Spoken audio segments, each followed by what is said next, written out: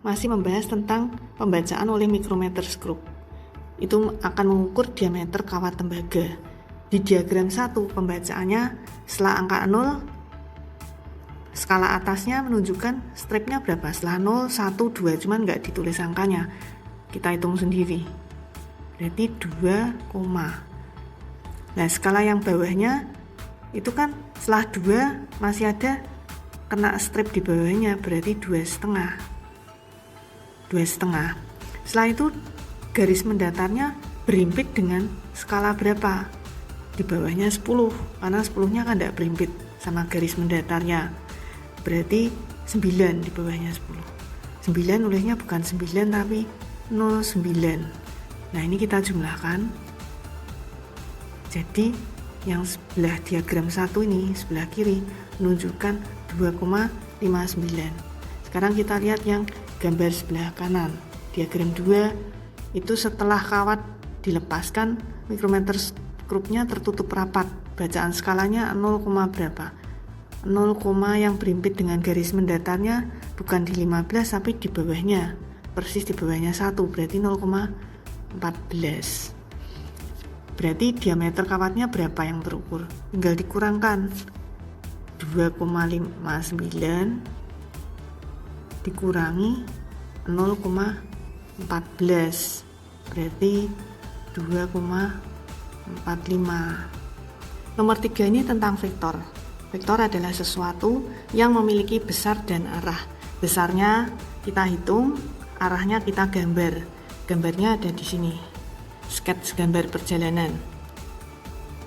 Pertama, diketahui Jason melakukan perjalanan jarak jauh dengan menggunakan sepeda motor.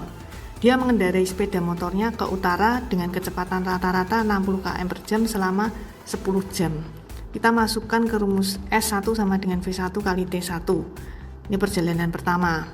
Didapatkan nilai 600 km. Arahnya utara, kita singkat U. Kalau kita gambar, utara itu berarti dari nomor 1 ke nomor 2. 600 km. Dari sini ke sini 600. Setelah itu, Jason melanjutkan perjalanan ke arah barat dengan kecepatan 80 km per jam selama 5 jam. Masukkan ke sini, didapat nilai 400 km barat. Barat itu berarti dari gambar 2 ke gambar 3. Berarti ke kiri ya. Ke kiri 400 km. Sini 400.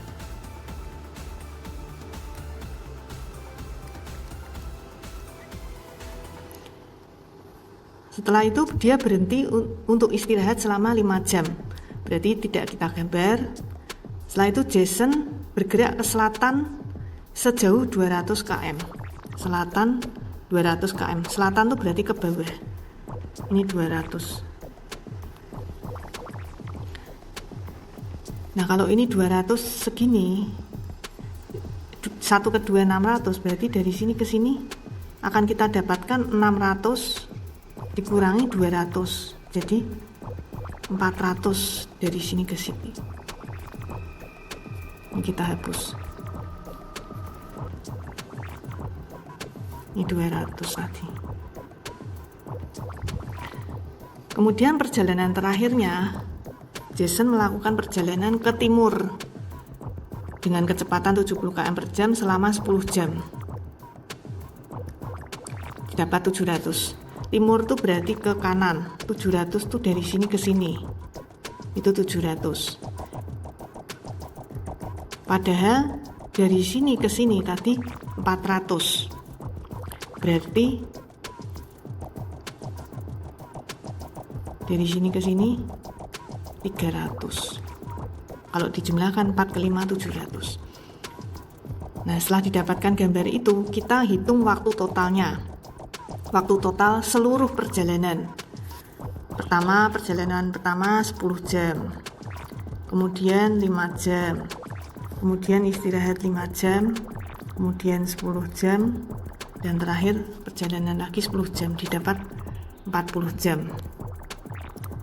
Nah, setelah kita hitung seluruh perjalanan itu butuh waktu 40 jam, dari gambar yang terakhir, karena ini vektor, kita hanya akan melihat posisi awal di sini nomor 1 dan posisi akhir di nomor 5 sini. Kalau vektor kita lihatnya cuma posisi awal dan akhir, tidak peduli lewat lintasan seperti apa. Pokoknya posisi awal sini, akhir sini. Dari gambar situ didapatkan ini segitiga dengan siku-siku di sini. Ini segitiga ya. Siku-sikunya di sana tadi. Kalau ini 300, sini 400, berarti 1 sampai 5 ini kan sisi miring. Kita hitung pakai Pythagoras, kita dapatkan sini 500. Berarti 1 sampai 5 itu 500 km. Kalau sudah kita dapatkan berarti kita ngitung V rata-rata seluruh perjalanan itu, posisi awal sampai posisi akhir itu 500 km per total waktunya 40 jam. Berarti nanti kalau dihitung ketemu 12,5, satuannya km per jam. Nah, kalau vektor seperti itu harus digambar. Soal nomor 4, dua mobil yaitu mobil merah dan biru bergerak pada jalan lurus ketika mobil merah berada jaraknya 300 meter di belakang biru. Jadi ini merahnya di belakang biru sejauh 300 meter. Lalu diketahui kecepatan masing-masing mobil 90 km per jam untuk mobil merah dan 72 km per jam untuk mobil biru. Ini satuan km per jam ini harus kita jadikan satuan SI karena diketahui jaraknya ini dalam satuan SI, meter. Satuan SI itu kan kalau panjang meter, kalau waktu sekon, itu masih jam. 72 km per jam kalau mau jadiin meter per sekon pakai konversi, cara konversi. KM-nya harus bisa kecoret karena nanti kan diinginkan satuannya meter. 1 km 1000 meter. Nah, konversinya seperti ini. KM-nya supaya bisa kecoret. Setelah itu jamnya. 1 jam 3600 sekon. Nah, jamnya ini harus bisa kecoret. Jadi nanti satuannya karena KM ini kecoret, jam kecoret, nanti satuannya tinggal meter dan sekon. Meternya di atas, sekonnya di bawah. Nah, nanti didapatkan 72 km per jam itu 20 meter per sekon. Demikian pula dengan mobil merah. Setelah itu, dari grafik seperti ini, 300 meter ditambah es biru sama dengan ini segini es merah. Nah, rumusnya pakai rumus GLB. Rumus GLB itu S sama dengan V dikali T. Nah, untuk nyari S-nya seperti ini. Mobil merah juga. Terus kita masukkan satuannya setelah dikonversi. 20 untuk mobil biru, 25 untuk mobil merah. Setelah itu T-nya kumpul jadi 1 dengan T. Jadi pindah ruas. Plus 20T pindah ruas jadi min 20T, kemudian didapatkan 5T 300. Ini kita bagi 5. Ini kita bagi 5 supaya kecoret tinggal T. Jadi T nanti ketemu 300 bagi 5, 60 sekon. Nah, pertanyaannya nanti bertemunya setelah es merah menempuh jarak berapa? Merah sampai nanti ketemu biru itu di sini. Berarti ini pertanyaannya es merahnya berapa? Tadi es merah rumusnya kan ini, V merah kali T. V merah diketahui ini, T-nya diketahui ini, dikalikan nanti ketemu 1500. Soal nomor 5, Lydia melakukan eksperimen mengenai kecepatan meja di lab fisika. Dia menggelindingkan kelereng dengan massa 10 gram dari atas meja. Karena mejanya mendatar, dia punya kecepatan saat meninggalkan meja itu kecepatan horizontal. Di sini, kecepatan horizontalnya diketahui di soal. Segini. Lalu yang mau dihitung tuh ketinggian meja. Nih H. Nanti kelereng itu akan mendarat pada sebuah cangkir yang jaraknya 0,51 dari kaki meja. Ini kaki mejanya. Karena lintasannya ini berbentuk parabola, jadi parabola itu dibagi sumbu X sama sumbu Y. Di sumbu X mengalami GLB.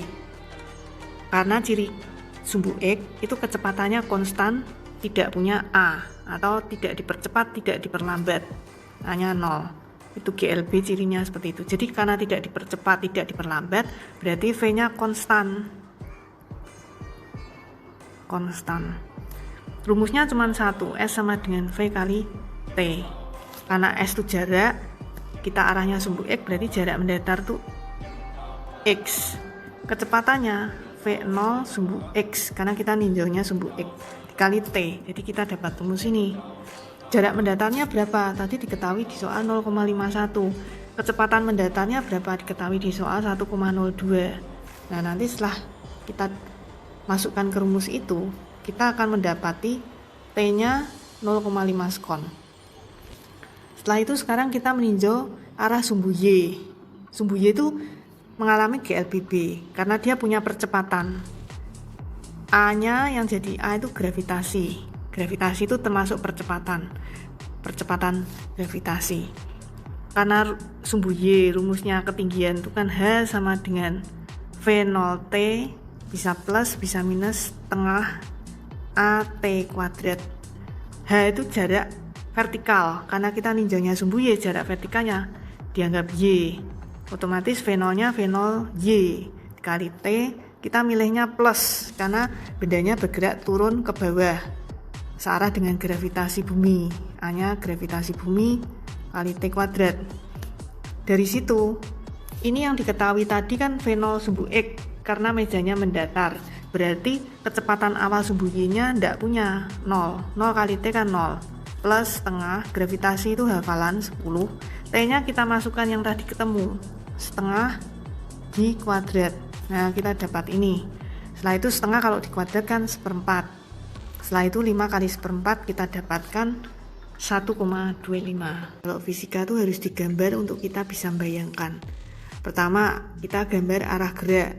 Karena tadi ditarik ke kanan, berarti arah geraknya ke kanan, panah merahnya ke kanan.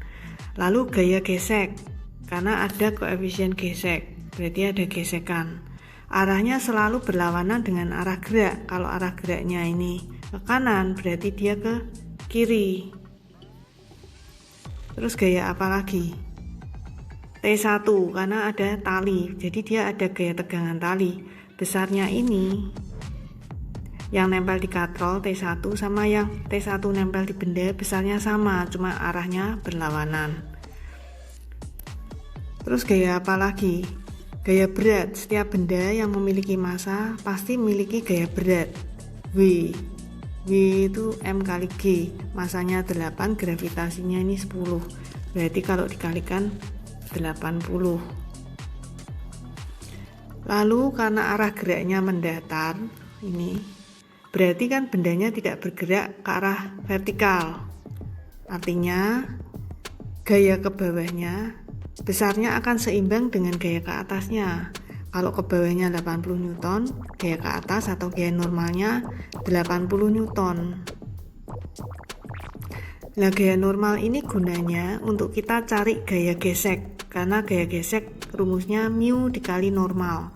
Mu-nya diketahui 0,5, normalnya 80 Newton. Nanti ketemu gaya geseknya 40 Newton. Setelah itu kita masukkan ke rumus hukum Newton. Rumusnya sigma F sama dengan M kali A. Karena kita ninjaunya mula-mula benda satu dulu, berarti sigma F sama dengan M1 dikali A. M1-nya 8 kali A-nya belum tahu. Lalu sigma F gaya-gaya yang terdapat di benda satu itu gaya apa? Tadi kan kita sudah gambar. Tapi yang kepake yang arah mendatar karena geraknya arah mendatar. Berarti gaya yang nempel di benda satu ini, yang arah mendatar tuh ini dengan ini. Berarti ada 3 gaya yang arah mendatar. Sedangkan gaya normal dan gaya berat tidak kita pakai karena itu bergeraknya ke arah vertikal. Sedangkan arah geraknya ke arah mendatar. Jadi yang kita pakai 3 ini ya. 1, 2, 3. Fx arahnya plus. Karena Fx itu searah dengan arah gerak. Ini panahnya ke kanan. Fx tadi ditarik arah kanan, berarti Fx-nya plus. Kemudian T1 dan Fk min. Di sini min, di sini juga min. Karena ke kiri. Ini berlawanan dengan arah gerak. Ini juga berlawanan karena arah geraknya ke kanan, yang T1 dengan Fk ke arah kiri. Nah, setelah itu kita masukkan ke sigma F, nanti ketemu persamaan T1 sama dengan 60 min 8A. Sekarang kita tinjau benda kedua. Berarti yang ini. Arah geraknya, karena benda 1 tadi ditarik ke arah kanan, menyebabkan arah geraknya diwakili panah merah ini ke kanan. Karena bergerak ke kanan, otomatis benda 2 kilo ini akan ketarik naik ke atas. Jadi arah geraknya ke arah atas. Lalu gaya-gaya apa? Sigma F-nya apa aja pada benda 2? Ini T2, ini T2 ini nempel di benda 2, panahnya ke atas. Ini searah dengan ini. Berarti T2-nya plus. Sedangkan W2-nya, W itu selalu ke arah bawah. Itu berlawanan tanda dengan arah gerak panahnya ke atas, tapi W arahnya ke bawah. Jadi ini minus. Seperti tadi, W itu selalu ke bawah ya, ini ke bawah. Karena gaya berat. Nanti akan kita dapatkan pakai hukum Newton di sini akan kita dapatkan T2-nya sama dengan 2A plus 20. T1-nya tadi kita dapatkan 60 min 8A. Nah, kemudian karena tali itu menempel pada katrol yang sama, jadi besarnya ini sama dengan besarnya T2 sama dengan besarnya T1. T1 kita masukkan ke persamaan yang ini, T2 kita masukkan ke persamaan ini untuk mencari A. Setelah A kumpul A, angka ketemu angka, kita dapatkan A-nya 4 meter per sekon kuadrat. A itu kan percepatan, berarti bendanya bergerak dari keadaan diam bisa bergerak karena ada A. Berarti kan dia mengalami GLBB. GLBB rumusnya S apa? Untuk benda 1 kan tadi karena ditarik dengan ini bergerak sejauh 8 meter. Berarti kita masukkan rumus GLBB yang S. Rumusnya S sama dengan V0 dikali T plus setengah AT kuadrat. Yang rumus ini. S-nya masukkan 8. V0 karena diam berarti 0. A-nya tadi ketemu ini 4. Nanti ketemu T kuadrat sama dengan 4. Nah, T kuadrat 4, T-nya kan 2. Nanti kita ketemu benda 2. Benda 2-nya ditanya kecepatannya berapa. Kita masukkan karena tadi punya A, berarti kan dia kan GLBB. GLBB untuk cari V, rumusnya ini. VT sama dengan V0 plus AT. V awalnya tadi kan dalam keadaan diam, berarti V0-nya 0. A-nya ketemu ini, T-nya tadi habis dicari 2 sekon. Nanti ketemu, berarti VT-nya 8. Soal berikutnya, planet Namek memiliki jari-jari 2 kali jari-jari planet Bumi, sedangkan massa planet tersebut 10 kali lipat massa Bumi. Jika batu dilempar ke atas dari permukaan Bumi dengan kecepatan awal tertentu, maka akan menempuh ketinggian maksimum sebesar A. Karena ini batunya dilempar dari permukaan Bumi, berarti planet Bumi kita misalkan A. Jika batu tersebut dilempar dari permukaan planet Namek dengan kecepatan awal yang sama, maka akan menempuh ketinggian maksimum sebesar B. Karena ini dilempar dari permukaan planet Namek, berarti planet Namek kita misalkan B. Ditanya perbandingan antara A banding B. Nah, di sini diketahui planet Namek jari-jarinya 2 kali jari-jari Bumi. Planet Namek itu B, jadi RB sama dengan 2RA. Kemudian yang diketahui lagi, massa planet tersebut 10 kali lipat. Jadi MB sama dengan 10 MA. Lalu kita masukkan ke persamaan gerak vertikal atas GVA. Kita dulu belajar GLBB, rumusnya kan ada 3. VT sama dengan V0 bisa plus bisa min A kali T. Lalu H sama dengan V0 kali T bisa plus bisa min setengah AT kuadrat. Lalu yang ketiga bisa plus bisa min gini.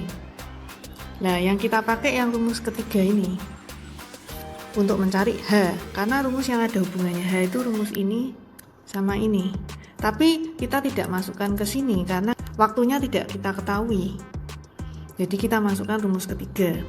A-nya kita ganti G di sini, sama kita ini ganti min. Tandanya kita pilih yang min karena dilempar ke atas, pada gravitasi selalu ke arah bawah, berarti arah geraknya berlawanan dengan gravitasi. Jadi kita pilih tanda min. Setelah itu syarat untuk mencapai tinggi maksimum itu V akhirnya harus sama dengan 0. Kalau kita masukkan ke rumus ini, VT-nya kita ganti 0, maka akan kita dapatkan rumus Hmax V0 kuadrat per 2G. G itu apa? G itu tadi gravitasi bumi, yang rumusnya ini. G itu ketetapan gravitasi, M masa, R jari-jari. Karena masa planet dengan masa buminya tadi beda, jari-jarinya juga beda. Hubungannya gravitasi dengan massa itu sebanding, karena ini letaknya di atas, M-nya juga di rumus diletakkan di atas. Jadi gravitasi A, bumi, banding gravitasi B itu sama dengan, ini tadi sebanding, berarti ini kalau A-nya di atas, MA juga di atas, MB di bawah. Tapi kalau dibandingkan dengan jari-jarinya, gravitasi itu perbandingannya terbalik, karena R kuadrat di bawah letaknya posisi, D-nya di atas. Karena terbalik berarti kalau ini GA di atas, kita taruh RA kuadratnya di bawah. Lalu kita masukkan, di sini diketahui MB sama dengan 10 MA, kita ganti. Ini bisa coret. RB sama dengan 2 RA. Ini kuadratnya tak jadiin 1. Ini bisa dicoret. Kita akan dapat 4 banding 10. Disederhanakan 2 banding 5. Itu perbandingan antara GA banding GB. Tapi yang ditanyakan perbandingan tinggi maksimum di A banding di B. Dari rumus ketinggian tadi, H itu berbanding terbalik dengan gravitasi. Karena tadi ini V0 kuadrat sama 2 tidak kita perhitungkan karena dianggap konstan. Kecepatan awal yang sama. Hubungan H sama G tadi kan terbalik. Berarti kalau ini A GB terbalik, berarti kalau A-nya gravitasinya di atas, maka H-nya justru di bawah. Jadi HB banding HA itu 2 banding 5. Tapi ini pertanyaannya HA banding HB, berarti 5 banding 2. Bola A terletak pada ketinggian 60 meter di atas bola B. Pada gambar ini kita akan lihat pada saat bersamaan bola A dilepas, berarti tanpa kecepatan awal, V0-nya 0, dan bola B dilempar vertikal ke atas dengan kecepatan 20. Setelah itu mereka akan bertemu. Nah, dari 4 pernyataan itu mana yang benar? Syarat bertemu berarti A harus menempuh jarak HA, sedangkan B harus bergerak naik sejauh HB. Dari persamaan ini kita dapat HA tambah HB sama dengan ini 60 meter. Dari kita baca gambar itu, kita masukkan rumus H. Di rumus H sama dengan V0 kali T bisa plus bisa min setengah GT kuadrat. Karena gerak lurus, yang A gerak lurus vertikal ke bawah, berarti searah gravitasi bumi, kita pilih tandanya plus. Sedangkan B gerak vertikal ke atas karena berlawanan arah gravitasi, Kalau gravitasi selalu ke bawah, dia ke arah atas, jadi kita milih tandanya min. Setelah itu kita dapatkan T-nya ketemu 3 sekon. Jadi kedua bola itu akan bertemu setelah 3 sekon kemudian. Nah, kita lihat saat 3 sekon itu apa yang terjadi pada bola A dan B. Kita masukkan rumus GLBB, VT sama dengan V0, bisa plus, bisa minus, A-nya kita ganti G kali T. Nah, bola A bergerak ke bawah, berarti kita pilih yang tandanya plus. Bola A kecepatannya 0, kecepatan awalnya kita masukkan 0, lalu T-nya tadi yang ketemu 3 sekon ini. Kita dapatkan kecepatan A setelah 3 sekon kemudian, itu sama dengan 30 meter per detik. Nah, apa yang terjadi pada bola B? Karena bola B bergerak ke atas, berarti kita milihnya yang tanda min dengan rumus yang sama. Setelah itu, kita masukkan kecepatan bola B itu 20, G-nya 10, T-nya 3 sekon, ketemu minus 10.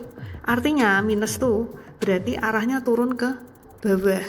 Berarti yang pernyataan kedua ini betul. Tapi kelajuan bola tersebut beda. Yang A 30, yang B 10. Berarti pernyataan 1 salah. Mereka bertemu setelah 2 sekon kemudian, itu juga salah karena tadi bertemunya setelah 3 sekon.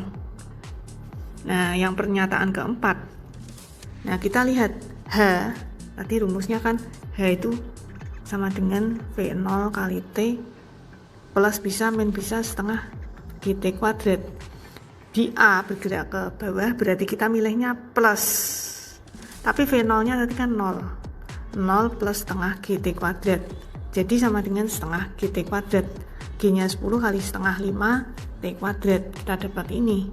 T-nya kita masuki 3. Tadi kan sudah dihitung 3. Ketemu 45. 45 dari posisi awal. Posisi awal A kan di sini.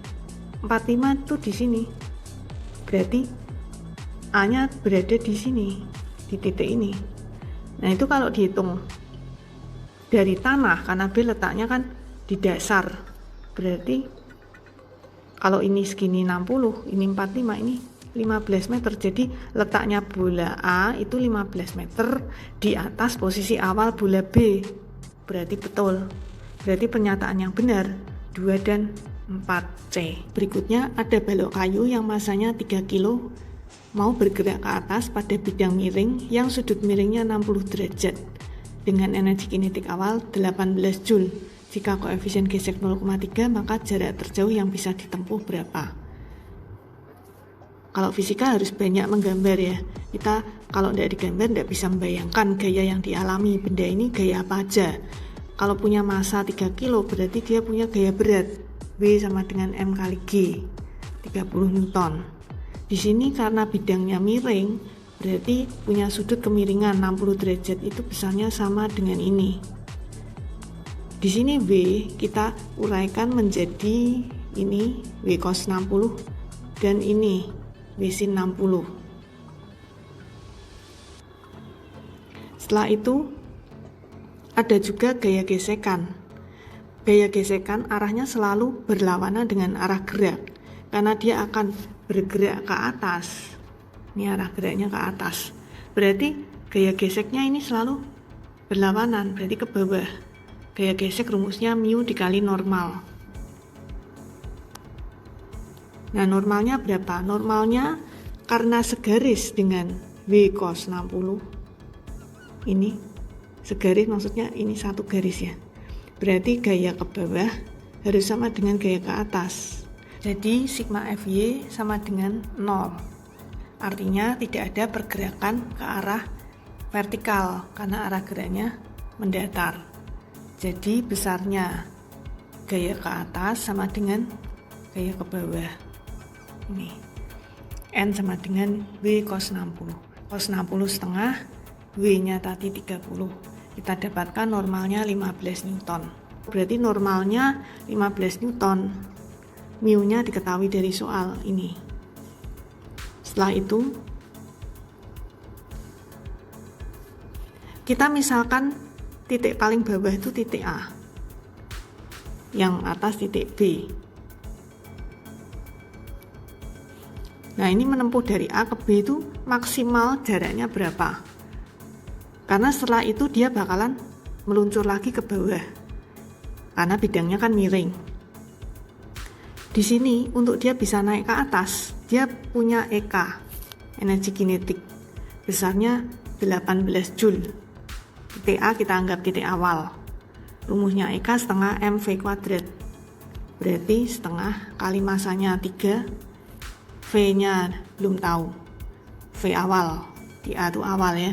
Berarti ketemu V0 kuadratnya 12. Setelah itu, dia punya percepatan. Kita hitung pakai hukum Newton. Hukum Newton itu sigma F sama dengan M kali A. Gaya apa aja yang dipunyai benda? Gaya yang dimiliki benda, yang nempel di benda, gaya ini dan gaya ini, WC60 dan FK. Yang arahnya semuanya berlawanan dengan arah gerak. Jadi kita kasih tandanya minus. Lalu M-nya kita isi 3, A-nya belum tahu.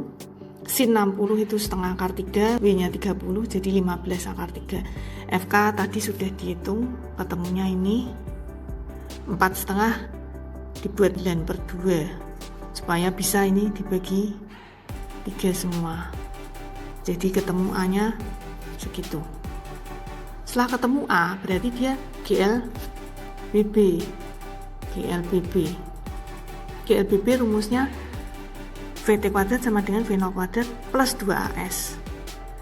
VT-nya kita anggap 0 karena untuk menempuh jarak maksimal, berarti kan maksimal dia tidak bisa lebih jauh lagi. Kenapa? Karena kecepatan di sini sudah habis. Jadi VT-nya 0. V0 kuadrat kita dapat dari sini, kita masukkan. A kita dapat dari sini, kita masukkan. Nanti kita bisa ketemu S-nya. Berarti C 0,6. Sebuah koper dengan massa 5 kg ditarik ke atas bidang miring dengan gaya sebesar 80 Newton. Koefisien gesek kinetik dan statis antara bidang miring dan koper adalah sebesar 0,4. Total resultan gaya pada koper tersebut adalah sebesar, kalau fisika lagi-lagi harus digambar. Pertama kita gambar W, selalu punya W karena punya massa. Masanya tadi 5 kg, berarti W-nya 50. Lalu yang segaris dengan normal itu selalu W cos alfa, sudutnya 37. Jadi W cos 37. Setelah itu kita ngitung dulu. Sigma Fy sama dengan 0 karena tidak ada pergerakan arah vertikal, bergeraknya arah horizontal. Jadi delta Fy-nya sama dengan 0, artinya gaya ke atas N sama dengan gaya ke bawah W cos 37. Kita tinggal masukkan angkanya, cos 37 0,8. Nanti ketemu N-nya 40 Newton. Gunanya N itu untuk menghitung gaya statiknya. Mu S kali N. Mu S-nya 0,4, N-nya 40, ketemu gaya gesek statisnya 16 Newton yang adalah sama dengan gaya kinetis. Di sini gaya gesek kinetis dan statisnya sama. Kita ngitung dulu gaya yang menyebabkan dia bergerak kalau tidak ada gaya tarik ke atasnya. Gaya apa aja? Gaya yang sejajar dengan arah gerak itu W sin 37 sama FK. Arahnya berlawanan. W sin 37 ke bawah, FK juga ke bawah. FK ke bawah karena gaya gesek itu selalu berlawanan dengan arah gerak. Nanti kita hitung sin 37 0,6, W-nya 50, Fs-nya sudah dihitung 46 Newton. Kita bandingkan dengan gaya tarik ke atas. Gaya tarik ke atasnya tadi 80 Newton, lebih besar dari gaya total yang dialami benda tanpa ditarik. Tadi kalau tanpa ditarik kan 46. Artinya bendanya bisa bergerak. Karena untuk bergerak berarti gaya yang dibutuhkan untuk menggerakkan tuh harus lebih besar dari 46 ini. Nah ini kan gayanya kan 80. Berarti sudah jauh melebihi gaya yang dibutuhkan untuk dia tuh bisa bergerak. Jadi artinya benda bergerak ke atas. Resultan gayanya berapa? Tinggal dikurangi. 80 kurangi 46 ketemu 34. Ada dua benda yang saling bertumbukan. Benda pertama masanya 6 kilo, kecepatannya ke arah kanan berarti plus 6 meter per sekon. Kecepatan adalah besaran vektor, jadi arah ke kiri atau ke kanan saling mempengaruhi.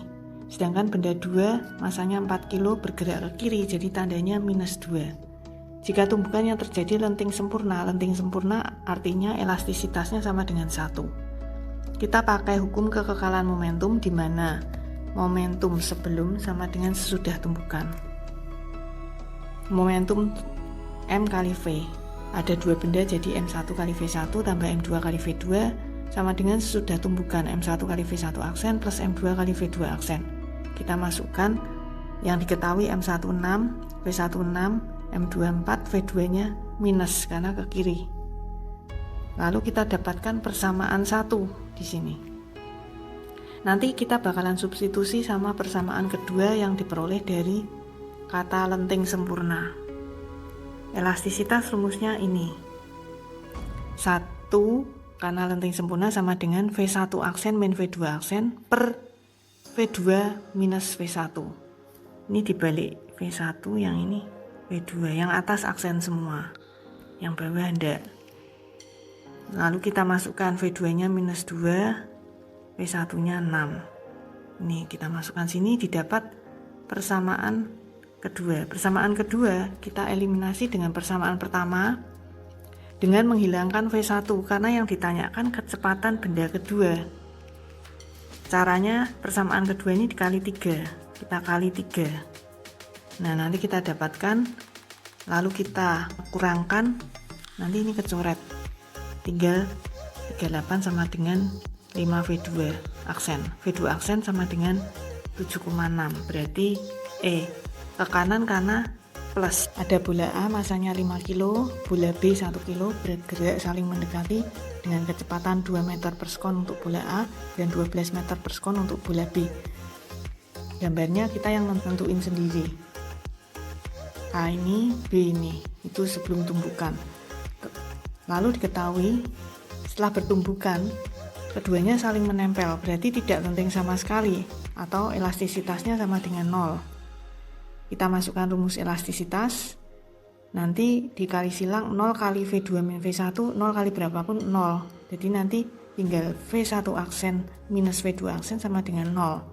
Terus kita pindah ruas ketemu V1 aksen sama dengan V2 aksen. Jadi untuk soal tidak lenting sama sekali itu kecepatan benda pertama sama kecepatan benda kedua setelah tumbukan pasti sama. Maka kita dapat rumus seperti ini. Lalu kita masukkan yang satu kecepatannya plus, yang sedangkan yang satunya kecepatannya min, karena tadi ada kata saling mendekati. Nanti kita dapatkan V1 aksennya negatif, artinya kecepatannya berlawanan dengan benda pertama sebelum tumbukan, karena tadi benda pertamanya positif. Ini kan kecepatan akhirnya ketemunya negatif, berarti berlawanan dengan kecepatan bola A sebelum tumbukan. Sebuah peluru bermasa 50 gram bergerak dengan kecepatan 500 meter per detik. Setelah itu dia menumbuk balok yang masanya 2 kilo diam berada di atas permukaan halus tanpa gesekan. Peluru tersebut menembus balok dan keluar dengan kecepatan 200 meter per detik. Kita pakai hukum kekekalan momentum sebelum sama dengan sesudah tumbukan. Nah ini pakai ini, M1V1 itu yang pelurunya, M2V2 baloknya. Tadi baloknya berada dalam keadaan diam, berarti kita masukkan 0. Setelah itu kita akan dapatkan kecepatan V2 aksen setelah tumbukan 7,5 meter per sekon. Berikutnya tentang energi. Dua bola memiliki massa berbeda bergerak dari posisi A ke posisi E. Kedua bola itu awalnya dalam posisi diam. Artinya kecepatan di A, V di A sama dengan 0. Otomatis kalau V di A 0, energi kinetiknya pun 0 karena EK rumusnya setengah M V kuadrat. Kalau VA nya 0, otomatis EK di A nya juga 0. Lalu kita masukkan ke hukum kekekalan energi mekanik. Artinya energi mekanik dimanapun juga itu sama. Energi mekanik di A akan sama dengan energi mekanik di B. Energi mekanik itu terdiri dari potensial plus kinetik. Kinetik di A tadi 0, kita berarti coret ini. EP rumusnya MGH, lalu ini kita pindah ruas. Jadi negatif. Kita dapatkan EK di B sama dengan ini. Kita lalu bandingkan energi kinetik B bola pertama dibanding energi kinetik bola kedua, sama dengan rumusnya yang tadi yang kita dapatkan ini. Lalu HA-HB 40 kurangi 30 kan sama, jadi kecoret. Gravitasi juga konstanta, jadi kita bisa coret. Setelah itu berarti tergantung hanya pada masanya. Kita masukkan M1 5 kg, M2 15 kg, lalu kita perbandingkan dan kita sederhanakan ketemu 1:3. Seorang siswa SMA menarik keranjang belanja bermassa 20 kg dengan gaya sebesar 10 Newton. Jika siswa ini menarik keranjang belanja dalam waktu 20 detik, usaha yang diubah menjadi energi kinetik berapa Joule? Kita pakai rumus hukum Newton ini, cuma F sama dengan M kali A. F-nya 10, A-nya tidak tahu, masanya 20. Kita bisa ketemu nilai A. Setelah ketemu A-nya, berarti dia GLBB. Kita nyari S pakai rumus GLBB. T-nya diketahui, nanti ketemu S-nya 100 meter. Setelah itu kita masukkan rumus usaha. Usaha itu rumusnya F kali S. F-nya tadi kan 10, S-nya diketahui 100. Nanti ketemu usaha 1000 Joule. Tapi kita bisa pakai cara lain. Tadi kan ditanya usaha yang diubah menjadi energi kinetik. Berarti ada perubahan energi kinetik. Dari tadinya diam, jadi punya kecepatan karena ada A ini. Kita masukkan rumus kecepatan GLBB ini, nanti ketemu kecepatannya 10 meter per sekon. Lalu EK setengah MV kuadrat, V kuadratnya V2 kuadrat min V1 kuadrat ini. Nah, nanti ketemu nilai yang sama 1000 Joule sama yang tadi. Kan sistem berikut ini. Di situ ada gambar, lalu pertanyaannya usaha yang dikerjakan pada kotak tersebut untuk membuatnya bergerak selama 10 detik dari keadaan diam berapa Joule. Kita pertama kali harus gambar dulu gaya-gaya, karena punya massa 5 kg berarti pasti ada WM kali G, lalu ada normal, lalu di sini kan ditarik dengan gaya 20 Newton membentuk sudut 60 derajat. Berarti kita uraikan gaya arah sumbu X F cos 60 sama gaya arah sumbu Y F sin 60. Nah, di situ karena ditarik dengan gaya 20 Newton, dia akan bergerak. Jadi kita cari gaya yang arah mendatar aja. Ini F cos 60 sama dengan masanya 5 kali A ketemu A-nya. Berarti dia GLBB. Kita cari S-nya. Karena dari sini ke sini nanti akan menempuh jarak berapa? Kita hitung dulu. Pakai rumus GLBB ini nanti kita dapatkan nilai S. Setelah kita dapat nilai S, kita masukkan rumus usaha. Usaha tadi rumusnya sigma F kali S. Gayanya yang kita pakai gaya arah mendatar, berarti ini. Kita masukkan ke sini. S-nya kita masukkan ini, ketemu 1000 Joule. Kita bisa pakai cara lain. Di sini ketemu A-nya. Setelah ketemu A-nya, kita cari kecepatan pakai rumus GLBB. VT sama dengan V0 plus AT. Mula-mula diam berarti V0-nya 0, A-nya 2, T-nya 10 detik. Berarti 2 kali 10, 20. Jadi kecepatannya dari 0 berubah jadi 20. Kita masukkan V, tadi kan perubahan energi kinetik.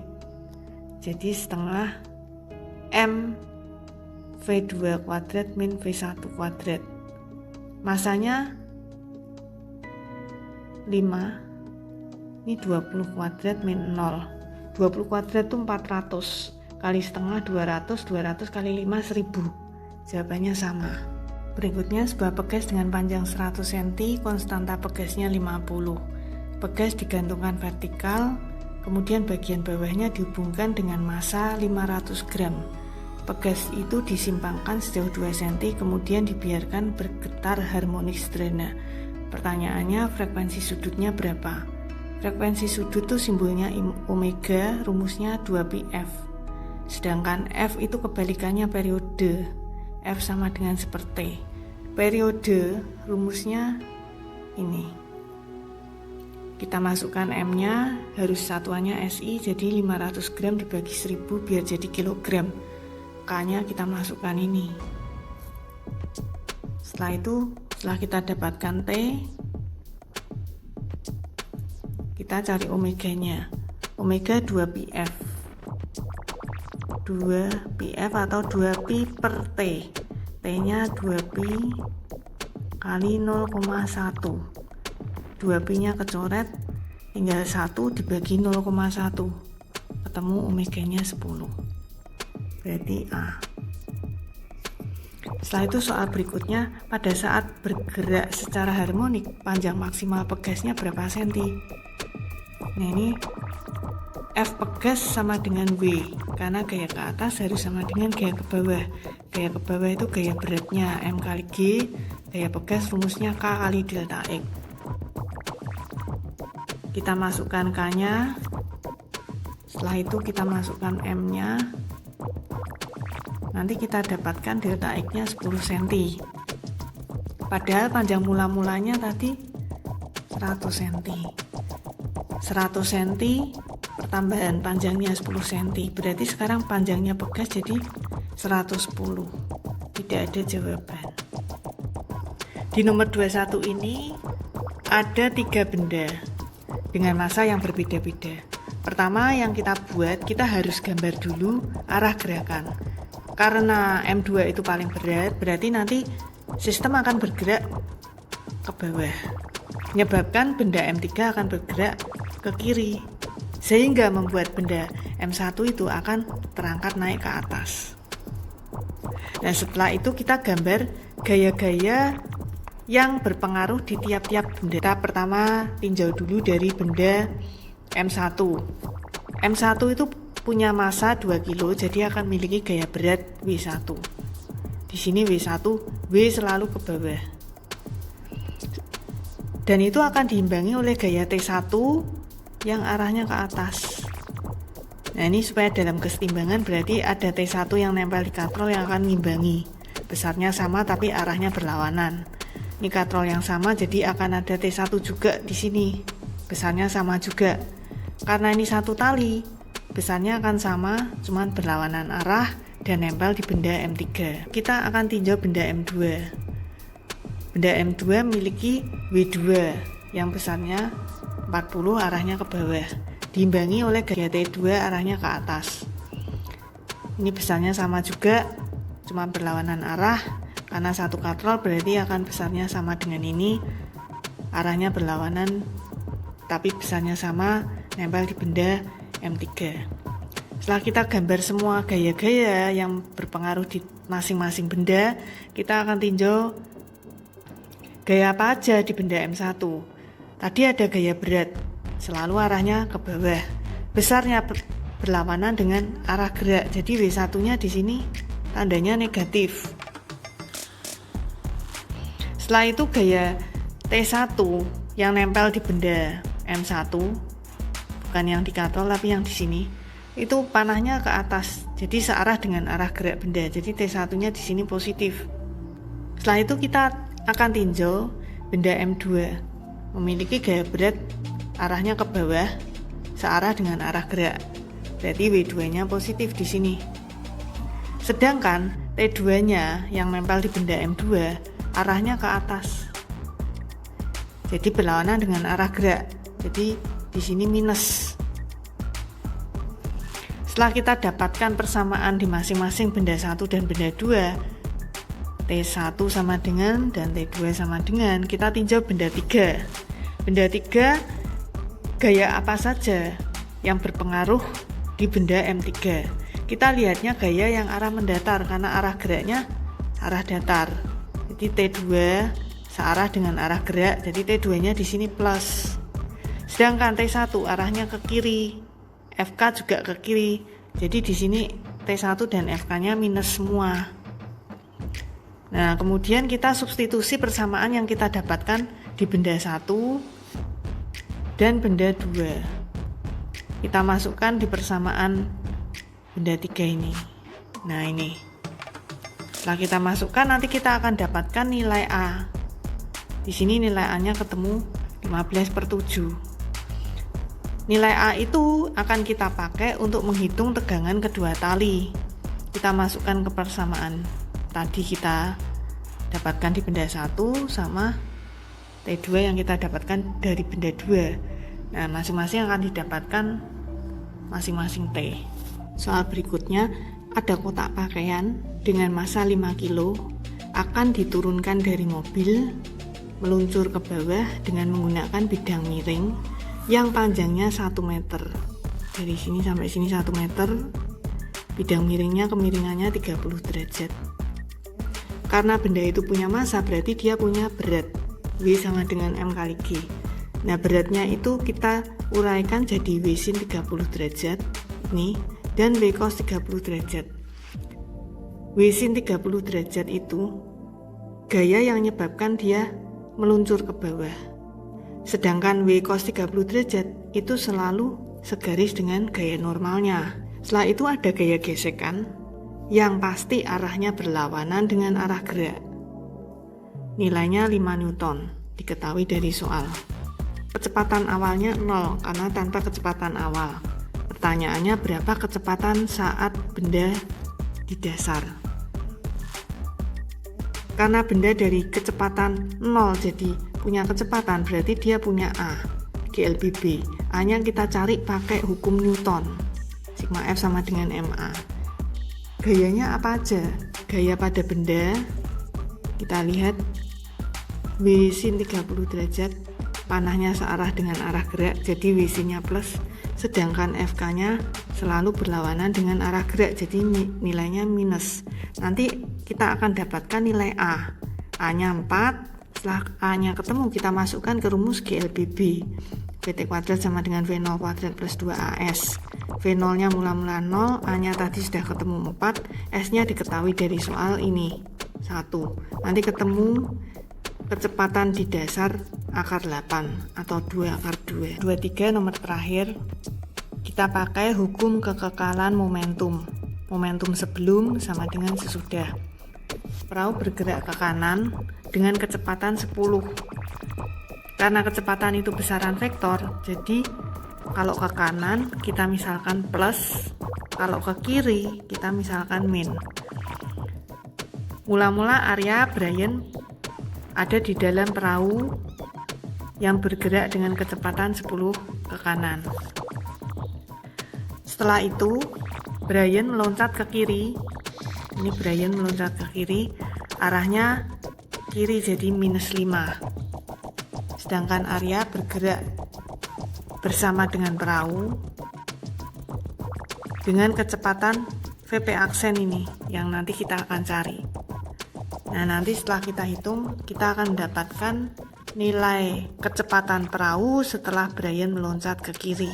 Itu sebesar 13 meter per detik. Plus berarti perahu itu bergerak searah dengan gerak semula.